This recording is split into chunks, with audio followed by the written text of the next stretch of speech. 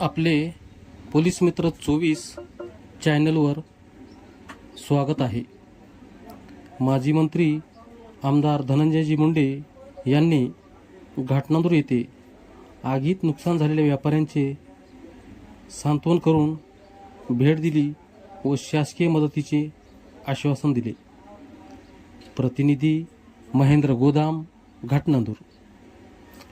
घाटनांदूर येथील छत्रपती शिवाजी महाराज चौकाजवळ 5 तारखेला शनिवारी रात्री 10 वाजण्याच्या सुमारास शॉर्ट सर्किटमुळे डिडवाणी यांचे कृषी ॲग्रोवन व आरसुडे यांचे सोमेश्वर वडापाव सेंटर जळून खाक झाले। त्यात लाखो रुपयांचे नुकसान झाले। दुकानाची पाहणी केली।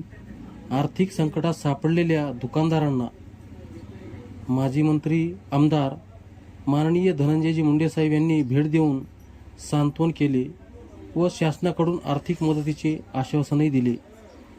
यावेळी त्यांच्यासोबत शिवाजी शिरसाट, सरपंच महेशप्पा गारटे, माजी सरपंच ज्ञानोबा जाधव, उपसरपंच बाळासाहेब देशमुख, कार्यकर्ते गणेश देशमुख, दादा वैद्य, प्रवीण वैद्य, अतुल जाधव, युवा कार्यकर्ते शिवाजी चव्हाण, महबूब शेख, सलाम कुरेशी, उत्तम शिंगाडे तसेच कार्यकर्ते व बहुसंख्येने गावकरी नागरिक हजर होते। बातमी आवडल्यास लाईक करा, कमेंट करा व चॅनलला सबस्क्राईब करा। बेल आयकॉनवर क्लिक करा।